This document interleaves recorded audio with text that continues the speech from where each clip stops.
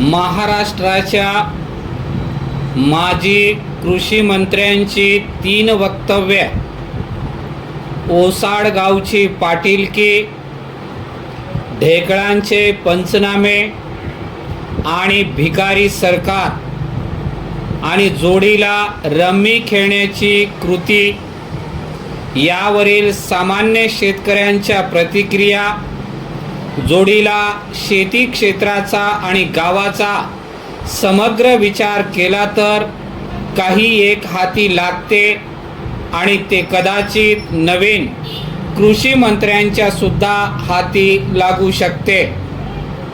ही वक्तव्ये आणि कृती याबाबत शेतकऱ्यांशी चर्चा केली तर एक लक्षात येते की बऱ्याच मोठा शेतकरी वर्गाने याचा निषेध नाही केला।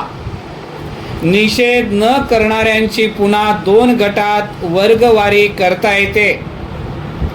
त्यातील पहिला गट आहे शेती व्यवसायातील प्रचंड जोखीम आणि काबाड कष्टांनी हताश व हतबल व अगतिक झालेल्या शेतकऱ्यांचा।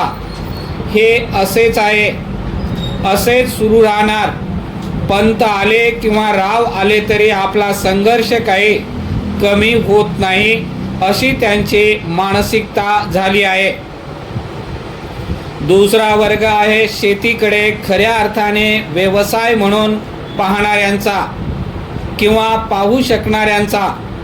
त्याने पीक पद्धती बदलली, बाजारपेठेच्या रेट्याने अनेक प्रयोग केले, शेती विद्यापीठाच्या मार्गदर्शनाखाली नव्हे तर अडचणीवर मात करण्यासाठी तंत्रज्ञान स्वीकारले।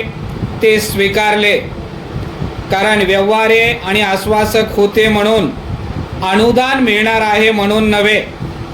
हे सर्व होण्यासाठी कारण ठरले धोरणात्मक पाठबळ आणि पायाभूत सुविधा। यामुळे शेतकऱ्याला पीक पद्धत बदलण्याचे स्वातंत्र्य मिळाले, ती त्याने बदलली सुद्धा। परिच्छेद आपण टोमॅटोचे उदाहरण घेऊया। असे अनेक शेतकरी आढळतील जे मागील 10-20 वर्षापासून टोमॅटोचे पीक घेतात। या काळात काही वेळा टोमॅटो माती मोल भावाने गेला, काही वेळा रस्त्यावर फेकावा लागला, तरीही त्याने टोमॅटोची लागवड सुरूच ठेवली।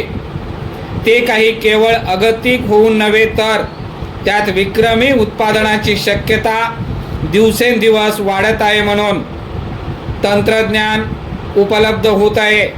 त्यामुळे उत्पन्न मिळेल आणि मिळते सुद्धा, असा अगदी व्यावहारिक विचार त्या शेतकऱ्यांचा असतो।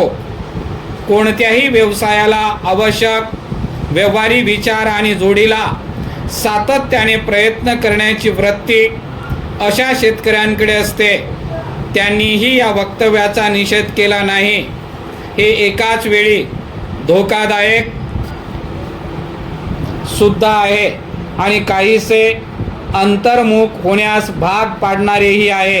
परिच्छेद या सर्व विषयावर छगन बापू वागरे या 70तल्या शेतकऱ्यांशी चर्चा केली। खडकाळ माळरानाची कमी उपजाऊ अशी जमीन, जेवढी ज्वारी पेरली तेवढे सुद्धा उत्पादन येत नाही। वडिलांसहित 3 भाऊ इतरांच्या शेतावर मजूर म्हणून जात। मजुरांची संख्या जास्त, काम कमी, त्यामुळे अर्थात वेतन कमीच। कामाची उपलब्धता वर्षातील 4-6 महिनेच। रोहियो सुरू झाले, काम उपलब्ध झाले, वेतनवाढ होऊ लागली, त्यामुळे शेळी खरेदी करणे शक्य झाले। शेळ्यांची संख्या वाढली, एका भावाला त्यातून उदरनिर्वाह करणे शक्य झाले।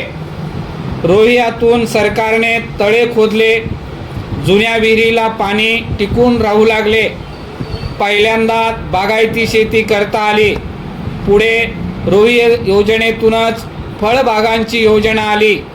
बोर आणि डाळिंब बागा उभ्या करण्यासाठी मोठा खर्च सरकारने उचलला। त्यातून त्यांच्या म्हणण्यानुसार खूप चांगले पैसे मिळू लागले।